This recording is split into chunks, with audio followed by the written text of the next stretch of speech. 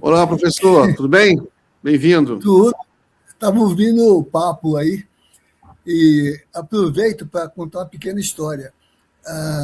Ele, por 1999, 2000, teve aquelas 3 marchas do MST para Brasília, que traziam as suas reivindicações, se acamparam na esplanada e minha esposa, que é uma socióloga, quis fazer uma entrevista com as lideranças sobre a marcha, o seu significado, a pauta, e foi muito bem recebida. Eles conversaram com ela, passaram os cadernos deles, que eram os diários da marcha, né? E, a certa altura, ela pergunta: e como é a marcha, as dificuldades, como é que foi o percurso? Eles, não, felizmente a gente parava para fazer a pedagogia da comunicação, do diálogo, né? É um processo também de educação popular, Paulo Freire, né? Mas é penoso, porque é uma caminhada, né? Para a senhora ter uma ideia, nós gastávamos mais ou menos 2 havaianas em cada marcha. Aí para e diz: olha, mas só a legítima, porque as outras não aguentavam. Está vendo? Importância social revolucionária da Havaiana. Não, é social e métrica também, Miguel, porque ela virou uma forma de quantos quilômetros. Você andou quantos quilômetros? Eu andei na base de 2 ou 3 Havaianas, virou uma medida. A marcha. Quer dizer, virou um indicador de dificuldade da marcha. Interessante quando um produto vira um indicador, né? Aí você vê como ele está ancorado na psicologia da população, na consciência coletiva. Você ouviu, né? A gente está falando da Havaiana porque o novo drama dos bolsonaristas agora é atacar as Havaianas, por causa de um comercial que aparece a Fernanda Torres e ela menciona: não vamos começar com o pé direito. Não tem nada a ver com direita, mas eles acharam que era um comercial contra a direita. E aí virou uma campanha massiva. Aquele Nicolas Ferreira fez post, o ex-ministro de comunicação do Bolsonaro, Fábio Van Gargen, fez um post, um textão contra as Havaianas. Cleitinho falou: e aí, que vocês vão comprar Havaiano? Não, os bolsonaristas estão fazendo um videozinho, jogando a Havaiana no lixo. A guerra virou um drama. Como é que você explica isso aí, professor? Então, é igual nós, assim, da esquerda, que vamos boicotar o imperialismo, menos a Coca-Cola, não é isso? Isso estava falando para o Henrique. Esses boicotes nunca dão muito certo. Ao contrário, né? Produzem efeito paradoxal. Né?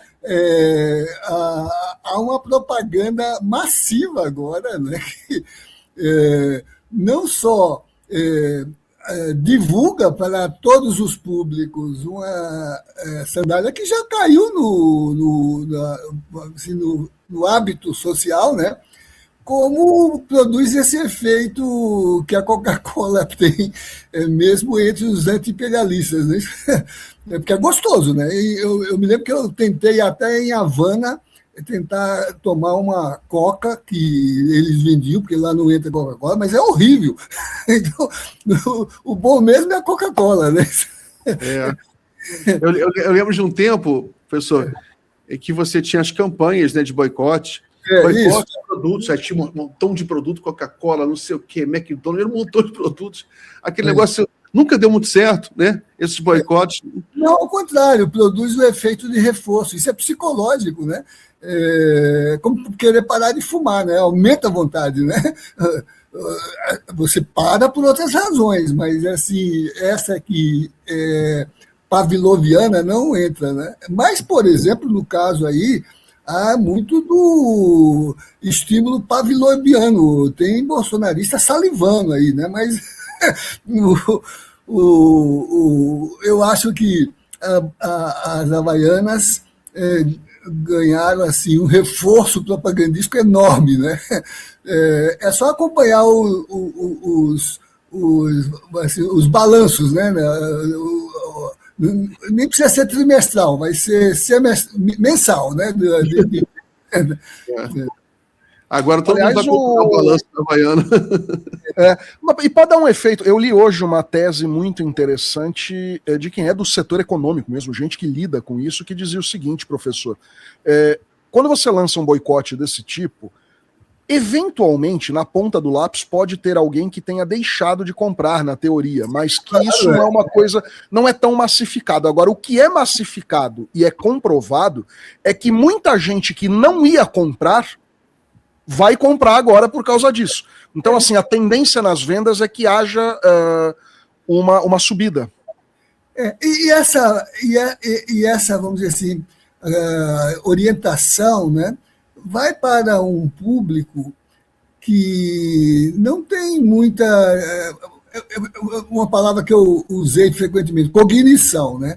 Então, não vai perceber que se trata de um boicote, vai até pensar que é uma mobilização em defesa da Havaiana, né?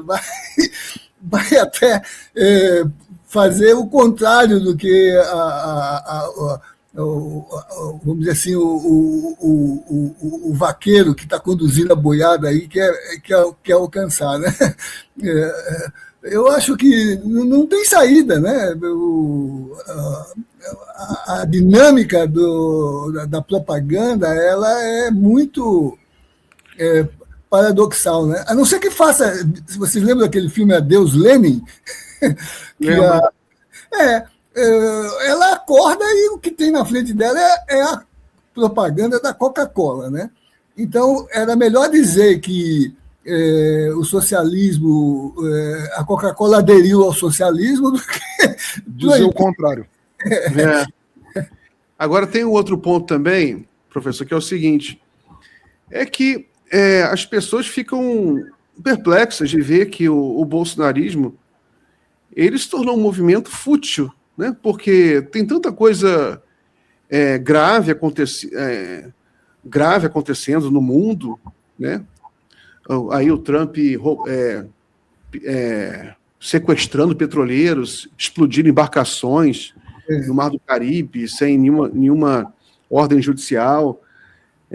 Aliás, nem poderia ter ordem judicial nesse tipo de caso, né?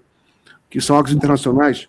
Mas entre eles mesmos, bolsonaristas, eles têm vários problemas graves a resolverem, né? Tem lá a prisão lá dos golpistas deles, que eles estão... Aí, de repente, o maior drama deles é um comercial das Havaianas. E acho que a impressão que passa também, né, é de futilidade, de uma certa superficialidade. É o vazio de concepção de sociedade e de projeto. Não tem o que discutir, não tem base construtiva para discutir, né? Então, se apropria de memes, né? Aqui em Brasília, inclusive, está instalada no CCBB uma exposição da memificação, quer dizer, são 3 grandes pavilhões com a história dos memes, a linguagem, né? Então, a gente vê que é uma condição do nosso tempo, essa forma abreviada de simplificar o real, né? Mas é feita de uma maneira muito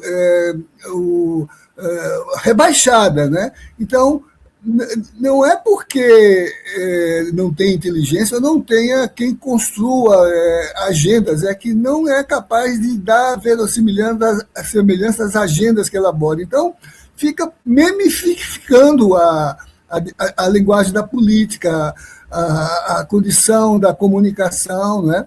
E aí não precisa discutir muita coisa. Você falou do Trump, né? Aquele Project 2025, né? Que é a base de formulação das teses, né? Desse projeto de poder que se estabelece como ultradireita, ultraconservadorismo, né? E a indicação é exatamente reduzir a complexidade da realidade para mobilizar, né, emotivamente por palavras de ordem, por linguagem de mobilização, né, por agendas que dispensem a reflexão. Né? Então, você não é um aboio, isso chama aboiar, né? Você toca o berrante e o boi vai atrás. Né? Então, não é algo assim que seja banal nesse sentido, porque é estratégico, faz parte de uma modelagem, né? Mas realmente é a tradução da incapacidade de discutir grandes teses. Não tem capacidade de discutir grandes teses, não tem capacidade de sustentar um projeto. Toda vez que tem uma agenda de enfrentamento no argumento, né, a gente vê o vazio da capacidade de sustentar um projeto, um debate, uma concepção de mundo, uma concepção de sociedade, né? Então, eu acho que é um pouco isso. É um artifício, mas é também, não é um efeito de aboio, de tanger o gado, né? Eu tenho outro ponto também, professor, que eu acho que é interessante, que esse drama deles me faz refletir, que é o fato deles eles terem sempre uma teoria de conspiração, como se a esquerda fosse um grande movimento global, né? Eles, inclusive, usam esse termo globalismo, que está em toda parte. As Havaianas agora é comunista, né? O Globo é comunista, a ONU é comunista. Eles aumentam o poder, né, da esquerda de uma maneira dramática e completamente fora da realidade, né? Como se o mundo tivesse aí dominado por as instituições de esquerda. É o sistema, né? O sistema a gente até mostrou outro dia um áudio aqui de um bolsonarista histérico falando que como o Brasil vive uma ditadura comunista há 40 anos, né, gritando que é desde a redemocratização. E essa coisa cresce, por incrível que pareça, as pessoas acreditam nesse tipo de coisa, né? É verdade, mas assim, o principal é poder arregimentar, mobilizando para se confrontar com um inimigo, né, um obstáculo, né, que seja o suficientemente imaginativo para você poder fazer convergir essa mobilização.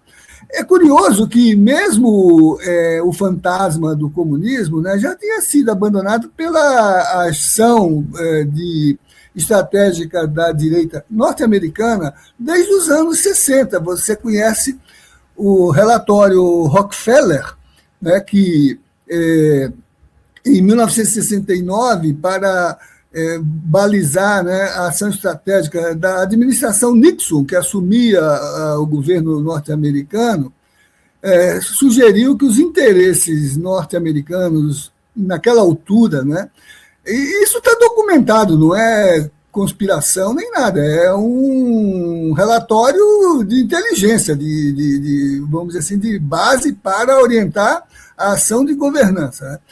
Dizia assim que a ameaça aos interesses norte-americanos no hemisfério não era mais o comunismo, e, portanto, não era algo que requeresse, né, mobilizar força militarizada, ocupar território do ponto de vista de estabelecer, né, bases de domínio, inclusive armado, né? A ameaça aos interesses norte-americanos no hemisfério provinham da teologia da libertação, que estava aguçando a consciência crítica para as condições de expoliação que o capitalismo produzia a título de concretizar, né, a acumulação privada e rentista do modelo multinacional norte-americano, né? E, com isso, o campo de confronto tinha que ser no campo da ideologia, no campo das mentes, e ali pelo sentimento religioso das pessoas, né? Então, é aí que, por exemplo, muitos analistas dizem que vai surgir o neopentecostalismo, que virá, né, exatamente para não mais precisar de marines, mas de pastores, né, de pregadores. Aí vem em contraposição à teologia da libertação, a teologia da prosperidade, a teologia do domínio, né, que serviu de base para capilarizar, né, uma mobilização pela captura das consciências, motivadas por um cultural que é crente, espiritualizado, né? Que joga a expectativa da melhora das condições de vida para o sobrenatural, né? Para o mundo fantasmagórico da religião, né? Então, mas sempre se constrói inimigo. E aí, nessa altura, o inimigo deixou de ser, por exemplo, o estratégico de tomada de territórios, de alianças, de blocos, passou a ser um inimigo moral, né? Que são aquelas teses que vêm alimentar as tensões que não precisam ser explicadas, elas são sentidas, são mantras, são vocativos emocionais, né? São apelos morais, né? E que a direita contemporânea levou a um limite que hoje é global, né? Você vê, por exemplo, esse neopentecostalismo espalhado no Ocidente inteiro, né? O Henrique parece estar morando em Portugal. Eu vi teatros e cinemas portugueses transformados em igrejas. Eu vi o Olympia em Paris transformado em igreja neopentecostal, né? Quer dizer, é mais apropriado, né, para mobilizar, e acho que é aí que eu penso a gente deveria ter muito cuidado para discutir criticamente, né? A partir dessa agenda, né, que eu acho que requer, né, um reposicionamento das nossas formas de traduzir a realidade e pensar na conscientização social, na capacidade crítica de discutir aquilo que nos alcança, né, e ver que esse debate sobre Havaianas é algo que está nesse chão, né, desse modo, né, de capturar as mentes e os corações, né? Claro que também aí a ideia do comunismo entrou aí para dizer que o comunismo é ateu, não que ele dispute mercado, não que ele dispute a condição do sistema de produção, mas é que ele disputa a crença, porque ele é ateu, ele é anticristo, ele né, e aí confunde a origem, inclusive, da fundamentação ética desses sistemas, né? Até a ética do capitalismo, né? Ou a ética da nossa origem judaico-cristã, né? Mas a gente vê isso. Não por acaso a oração do Padre Nosso foi alterada, né? Isso antes era perdoar nossas dívidas, porque o fundamento da redenção era o jubileu, libertar os escravos e perdoar as dívidas. Era um instituto do sistema de justiça do mundo originário judaico-cristão, né? A captura do evangelho pelo mercado é uma questão de contemporaneidade, né? O filósofo, economista, alemão costarriquenho, porque se radicou, morreu ano passado, Franz Hinkelamert, escreveu com Hugo Asman, um outro teólogo católico, né, um livro sobre a idolatria do mercado. Lembrando que, nesse contexto, o próprio evangelho foi capturado pelo mercado. Não é isso? Eu continuo rezando perdoar nossas dívidas, né? Porque eu acho que dá para transferir a tese ética para a tese jurídica do favor debitores. As dívidas injustas não são exigíveis, né? Elas devem ser denunciadas, né? Onde quer que o onzenarismo se transforme num elemento de expoliação, que eu acho que a condição hoje é do neoimperialismo neocolonial, né? Expoliar, né? Eu não tenho dúvida que no Caribe, por exemplo, de novo, os bucaneiros estão se apropriando dos navios e assaltando o circuito do econômico, né? Aliás, Santo Agostinho disse isso no século III para o IV, né? Sobre o reino que se distancia da justiça vira pirataria. Tem um texto célebre dele, inclusive com uma anedota, que está no livro 4 da Cidade de Deus, quando Alexandre Magno, querendo limpar o mar Egeu da pirataria, aprisiona um capitão de um barco e o condena à morte, e na hora da execução pergunta as suas últimas palavras e diz se ele não se incomoda pelo fato dele estar levando o terror aos mares, né? E o pirata disse: eu com meu barquinho levo o terror aos mares, você com a sua esquadra ao planeta todo. Eu pilho com meu barquinho, sou ladrão, você pilha com a sua esquadra, é imperador. Está lá no Santo Agostinho, né?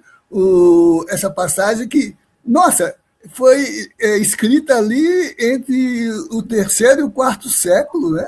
Mas que explica muito bem isso que você dizia há pouco, né? E não por acaso é no Mar das Caraíbas, né? É onde exatamente os corsários, com cartas de corso, né? Tomavam as cidades e sequestravam as pessoas, mas negociavam o botim, né? O corso, né? E até os estados se apropriaram disso, né? Por exemplo, estados importantes nascendo, como o inglês, o francês, né? Financiaram o corso, né? Que era a pirataria daquele tempo. Não é diferente da pirataria de agora. Henrique, microfone. O professor citou só a questão de Portugal, eu estou morando lá, mas agora estou no Brasil aqui, mas é realmente isso, houve uma invasão das igrejas neopentecostais, e o que mais me assusta não é só isso. Eu, circulando pela Europa, eu vi coisas assim que me deixaram impressionadas. Em Luxemburgo, que é uma micronação super rica, é um grão-ducado que tem a maior renda da Europa e um dos países mais ricos do mundo, com uma população reduzidíssima, há vários templos da Igreja Universal no Grão-Ducado de Luxemburgo. Então é um troço muito assustador. Eu estava andando por Luxemburgo, numa área ultra nobre, onde só moram multimilionários, e tinha uma Igreja Universal lá. Então, quer dizer, é um fenômeno que vai para muito além de uma questão meramente religiosa. Não dá para resumir só isso, é uma questão, sim, de expansão e de domínio por meio dessa teologia da prosperidade. Agora, professor, eu queria perguntar uma outra coisa, trocar de assunto agora. O senhor deve ter visto que o PL da dosimetria passou no Senado Federal, e hoje a gente foi surpreendido com uma decisão do ministro Alexandre de Moraes de que concedeu prisão humanitária domiciliar ao general Augusto Heleno. Enfim, eu queria ouvir um pouco do senhor, se por toda a experiência que o senhor tem, por tudo que o senhor viveu, pelo seu conhecimento dos 21 anos que o Brasil atravessou de ditadura militar e de outros processos autoritários que resultaram em anistia, eu queria saber se o senhor vê, digamos assim, uma flexibilização dessa justiça que foi feita pela primeira vez, histórica, inédita, contra golpistas no Brasil, ou se esses casos, tanto da dosimetria como de uma prisão domiciliar humanitária concedida a um dos condenados, se isso sinaliza um enfraquecimento da justiça que foi feita, ou se isso é apenas uma correção de curso e que o senhor acredita que a justiça deva prevalecer e que as coisas vão continuar como estão. Como é que o senhor está lendo tudo isso? Olha, Henrique, em 2016, a convite da Câmara dos Deputados, por indicação do deputado Paulo Teixeira, eu participei como convidado de uma daquelas sessões de audiência, né, que discutia o estabelecimento daquelas medidas contra a corrupção, que era a base, vamos dizer assim, funcional de legitimação da Lava Jato, né? Quer dizer, lá eu mencionei, né, que a história do direito penal, isso quem dizia era o ministro Evandro Lins e Silva, talvez um dos homens mais ilustres do campo do direito penal, do direito criminal, e que todo dia foi cassado pelo golpe de 64, quando estava no Supremo Tribunal Federal, né? Lembra aquela cassação que levou ele, levou Victor Nunes Leal, levou Hermes Lima, né? E o ministro Evandro dizia que a história do direito penal, se apoiando num criminólogo importante chamado Filippo Grammatica, era a história da contínua abolição da pena de prisão. Essa era a construção que eu, inclusive, levei ao debate naquela época, e ali era quando estava se embutindo, né, como estratégia de governança, o lawfare, né? Esse que quebrou as empresas, esse que atingiu o núcleo político de uma governança de base social, de base popular, né? O lawfare, que é a atualização do conceito de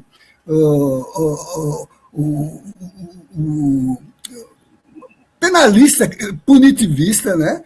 De que para os amigos você tem tudo, né? Para os inimigos você produz leis. Para os inimigos você produz leis, né? Então, eu diria assim, o valor simbólico da sanção criminal não precisa ser necessariamente prisional. Ela é uma sanção que restringe direitos, que retira da dimensão do trabalho político a iniquidade do exercício indevido do agente político, que multa, né? Por exemplo, a gente celebra a restauração, a gente celebra as penas alternativas, né? O mais importante é a salvaguarda do valor simbólico da sanção penal. Quer dizer, ela educa a sociedade, traz certeza de que não há impunidade, que eu acho que o que está em jogo não é a punição, é a impunidade. Eu olho por outro ângulo. O que está em jogo é a impunidade, e não necessariamente o grau da punição. A punição é uma ponderação em relação ao valor simbólico de restringir uma conduta que causa dano ao social, né? Então, isso foi o que eu sustentei lá na discussão naquele momento. Eu vou pensar nisso. As teses mais avançadas que a gente tem, inclusive no campo da esquerda, são as teses abolicionistas da pena de prisão. Então, no momento que a gente está vivendo, é um inédito viável, como dizia o Paulo Freire, né? A gente está vendo estes contraventores, esses infratores do valor mais alto no social, que é a democracia, que é a Constituição, que é a economia popular. A gente está vendo que eles estão sendo punidos, e incluindo penas de prisão, né? Mas eles estão sendo punidos com restrição de direitos. Hoje também já houve parecer favorável, inclusive, à perda dos direitos concetâneos ao posto militar deste general e do seu capitão comandante, a inversão aí, né? O general comandado por um capitão. Ou seja, a pena de indignidade por ter se desviado do ethos da corporação, do seu lugar de um garante, né, das instituições, a perda de salário, de remuneração, né? E isso está sendo encaminhado. Isso é um inédito viável, que o Paulo Freire dizia, e é uma novidade valiosíssima, né? Independente da intensidade da pena. Não é a intensidade da pena que é o valor educador da sanção criminal, é a certeza da punição, né? E, no caso, eu acho que é mais valioso impedi-los de participar da vida pública porque são indignos dela, né? O mais é como, no nosso tempo, a gente pondera essas coisas. Isso é um primeiro plano. Eu não sou hostil a poder, por exemplo, aplicar uma pena humanitária, se for o caso. Acho que ela tem que ser generalizada do ponto de vista de que o general não é o único que tem condições. Olha o efeito demonstração disso, por exemplo, para esta enorme comunidade que está internalizada nas prisões do Brasil e que podem se beneficiar do fundamento deste precedente, por exemplo, para também ter progressão de regime, prisão domiciliar, tornozeleira eletrônica, né? Pais de família que, por alguma razão, caíram na malha da sanção penal, né? O efeito contrário e dramático é que isso é feito como um artifício de luta por poder. Quer dizer, não é porque se acredita no valor da integridade social ou do respeito à idade vetusta, é porque isso é uma artimanha para livrar aqueles, né, que, afinal, foram colocados em julgamento jurídico e político, do ponto de vista da transgressão que deram conta, né? Então, eu acho que é isso que está em causa, é isso que mobilizou a população para a rua, é isso que vai pesar quando o presidente da República tiver que decidir se veta ou se não veta, é isso que vai definir as posições do ponto de vista dos acordos tácitos ou implícitos que podem estar por trás da gestão desse processo político, né? Mas, então, eu queria dizer assim, eu não vejo o problema de produzir o que a lei permite, né? Eu vejo a necessidade de universalizar isso, né?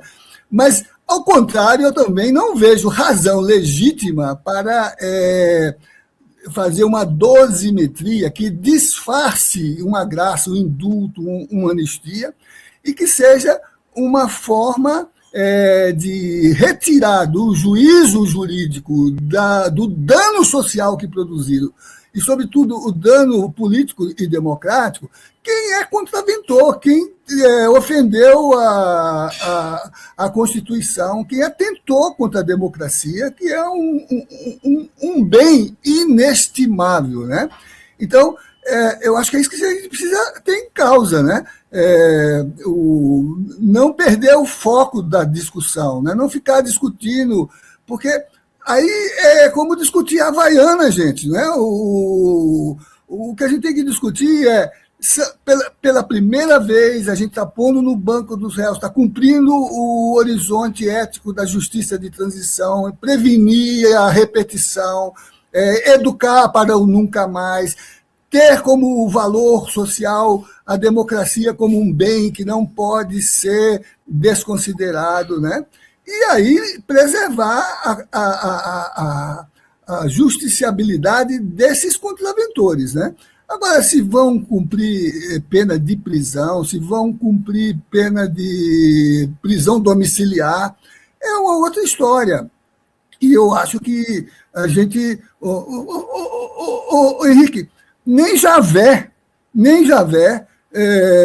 que no tempo do olho por olho, dente por dente, quando teve Caim sob seu juízo, o exterminou, ao contrário, marcou ele com estigma para que ele pudesse se redimir, mesmo fora do Éden. E o autor bíblico vai dizer que ali, expatriado do Éden, ele e seus descendentes fundaram a civilização, porque desenvolveram a metalurgia, as técnicas de apacentamento, a olaria, contribuíram para o avanço da musicalidade na lira, na flauta, e fundaram a civilização. Não foram perdoados, foram estigmatizados, mas com a possibilidade de redimir-se, que é a função educadora, socializadora da pena. Agora, se a pena é prisão, se a pena é sanção administrativa, se a pena é multa, é uma questão. E isso dentro de um contexto de um debate amplo. Você não pode discutir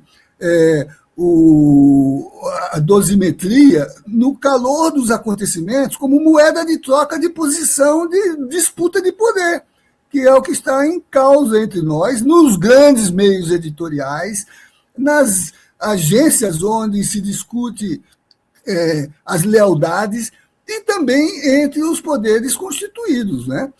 Nesse caso, inclusive, eu acho que com uma pauta bastante eloquente e ilustrada, o Supremo Tribunal Federal, inclusive, numa posição, né, que o coloca em grau superior, como é sua função histórica de ser o ponderador dos pesos e contrapesos que articula a construção do equilíbrio entre os poderes e ser o instrumento contra-majoritário. A gente defende isso na doutrina. Todos esses intelectuais que discutem o direito sustentam esse papel contra-majoritário do Supremo, né? Desde que não seja o seu Supremo, desde que não seja o Supremo do edital, do editorial tal ou qual. Então, eu acho que é isso que a gente precisa discutir, que aí, neste caso, né, a dosimetria não pode ser um efeito, um subterfúgio para ofertar um casuísmo na leitura do sistema penal, né, que represente beneficiar um coletivo de contraventores, né? Esses contraventores não podem ser beneficiados por essa estratégia, por essa astúcia, por esse artifício, por esse subterfúgio, que eu acho que vai depender de 3 fundamentos. Primeiro, ou 4. Primeiro, uma opinião que se construa, como vocês estão fazendo, debatendo o assunto num espaço crítico dos meios de comunicação. Como o social está fazendo, se mobilizando no espaço público do social, em manifestações. Eu mesmo fui às ruas domingo retrasado, né? Mas discutindo isso também, no que diz respeito, por exemplo, a dirigir, né, uma leitura da nossa maneira de nos posicionarmos para o evento seguinte, que é o presidente da República vetar essa norma, vetar essa regra que está carregada de inconstitucionalidade, né? Porque ela é um subterfúgio para a graça, para a anistia, o que o direito internacional dos direitos humanos veda, né? E, ao mesmo tempo, denunciar, né, que isso é um jogo de superfície entre grupos interessados em se apropriar funcionalmente do processo regulatório, legislativo, constitucional e judicial, né? É o uso instrumental do jurídico, né? Não é um lawfare, mas é um uso instrumental do jurídico no interesse da salvaguarda, né, daquilo que é a participação nesse jogo que é de lesa sociedade, que assaltou o orçamento, continua a assaltar. Todo dia a gente ouve isso, escuta isso, né? Inclusive a prosperidade de pastores que tem que explicar por que guarda dinheiro em saco plástico em casa, né? Então, eu diria, Henrique, que esse é o nosso papel. E, neste caso, eu penso que, por exemplo, na leitura da movimentação do sistema, né, o Supremo está tendo uma atenção, um maior cuidado no sentido de salvaguardar os fundamentos teórico-constitucionais, filosóficos, né? Senão a gente vai dar razão a Maquiavel. Para os inimigos, a lei, não é isso? Para os amigos, tudo, inclusive anistia e passaporte diplomático, o que for, né? Então, eu acho que é nesses termos, né? Eu acho que esses generais são uma afronta ao exército. Estão numa lição histórica que a gente tem desde um Pandiá Calógeras, de um Apolônio de Carvalho, um Luiz Carlos Prestes, a gente tem um Marechal Rondon, a gente tem toda uma estirpe que criaram a leitura filosófica do positivismo para vencer o oligarquismo na nossa história. Eles não representam o exército, eles representam uma forma de apropriação da instituição contra a sociedade e contra a república, né? Então, eles têm que ser confinados ao seu lugar de contraventores, né? Então, por isso que, por exemplo, eu acho que deve ser definida o veto E aí o legislativo que assuma o ônus de ser a expressão, né? E aí a gente viu hoje o Hugo Motas dizer, né, que realmente o 2025 foi um ano de muito desgaste para o legislativo. Claro, está confundido com essa forma negocial, né, de instrumentalizar a lei no interesse dos grupos que se instalam nas bancadas, né, e que traduzem sua motivação subjetiva e não a função ética da legislação como um bem comunitário, um bem de todos, né, particulariza a adoção das normas, né? É um país que, por conta dessas oligarquias, aprendeu a dar nome às leis, né? Lei do boi, lei a Constituição da Mandioca, como era chamada, de 1824, né? A gente acaba, mas também aí se disputa, né? Uma contra-hegemonia, lei Padre Lancelotti, lei Maria da Penha, né? Essa disputa simbólica que eu acho que é o que está em causa. A gente tem que entrar no debate sobre a condição de restaurar, né, no debate sobre esse processo legislativo, aquilo que é a produção da função simbólica da pena. E a produção simbólica da pena exige que a gente distinga o que é desvalorizar ou o que é valorizar a gravidade de danos que são causados às vítimas, mas também à sociedade. E como isso incide em continuidades ou em descontinuidades do discurso, inclusive legislativo. Há pouco estava lá debater, incrementar as penas, o punitivismo, a saudação ao lavajatismo, né? A leitura, né, de lawfare, né, que acabou, inclusive, alcançando politicamente a candidatura do presidente que tinha tudo para ser eleito, né, que não tergiversou, não aceitou negociação, não aceitou acordo, não aceitou reduções da intensidade, porque tinha o horizonte de que sua causa era justa e que devia lutar com dignidade pelo valor do sistema penal, né? Eu acho isso, né? Agora,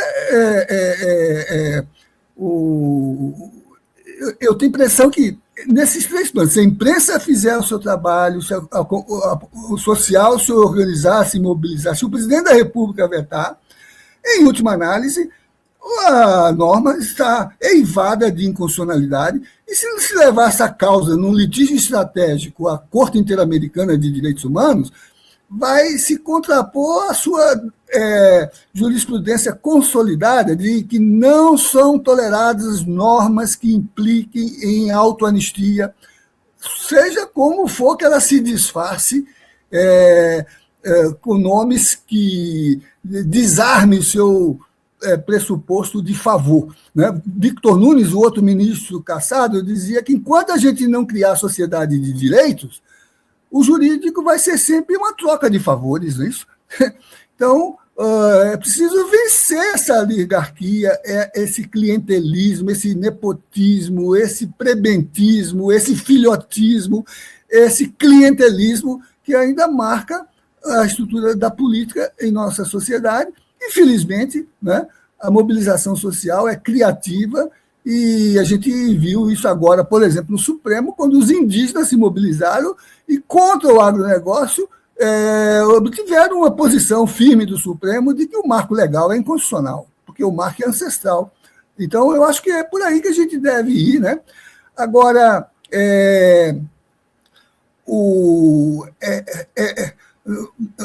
é mais importante do ponto de vista simbólico que um general como esse que você mencionou, né, e que nem prestou conta de tudo que deveria ser o libelo que pesa sobre ele se colocar por aí a gestão das forças internacionais no Haiti, né? com o apoio de uma oficialidade que está disfarçada de novos estadistas disputando a presidência da República depois de exercitá-la no governo do Estado de São Paulo, né? Que era também agente desse sistema, né? Que não foi o presidente da República que tirou de lá, foi a ONU que pediu para tirar, né? Porque não está bem contada ainda a história dessa presença das forças internacionais sob o capacete azul, mas com a mobilização de tropas brasileiras, né? Então, esse general perder a patente, perder as suas benesses, né, já está mais do que punido. Fosse na Alemanha de Hitler, né? E a gente viu o que os generais lá fizeram quando essa questão do seu código moral foi colocada em causa, não é isso? Professor? Tá mudo, Miguel. Opa, professor, queria agradecer muito a sua presença aqui. A gente já está chegando aqui no final desse bloco. Muito obrigado aí pela entrevista. Um forte abraço e volte sempre. E Feliz Natal e Ano Novo. Isso. Falei demais, não foi, Miguel? Não. Dentro do previsto, falou 45 minutos e uma entrevista excelente, com uma qualidade. Se a gente recebesse todo dia aqui, professor, entrevistados com a sua envergadura de conhecimento, envergadura moral, histórica, testemunhal, tudo isso, a gente estava feliz demais da conta. Ó, tem um comentário aqui, ó, professor, para você, ó, aqui, ó, sempre que você aparece aqui, tem um comentário lembrando aquele embate lá. Professor, adorei o seu embate com a Carol de Tone, o senhor lavou minha alma. Ela levou 10 minutos para assimilar. Palhoça, Santa Catarina. Tá vendo? Então, Santa Catarina ainda tem reservas utópicas para a gente disputar lá, não é isso? Olha aí, Sandra, por exemplo, né, tem a consciência de que direitos não são negociáveis, não são favores, né? São conquistas da sociedade, não é isso? Exatamente, professor. E Carol Detone, que até hoje está tentando entender o que é a tal da cosmovisão que atrapalha ela, não a permite enxergar as caravelas como os índios não enxergavam por não assimilar aquilo que tinham diante dos olhos. Professor, aquele foi um dos esculachos mais bonitos que eu vi na minha vida. Educado, garboso, foi de uma elegância fantástica. Professor, a gente agradece então aqui mais uma vez a sua presença. Obrigado, meu caro Henrique. Então, e nos vemos no ano que vem, né? No ano que vem, já. Espero que com a lei vetada. Olha, o Senado também aprovou a lei do marco temporal. O Supremo acabou de derrubar. Né? Ótimo, bem lembrado. Forte abraço e boa semana para o senhor, professor. Igualmente.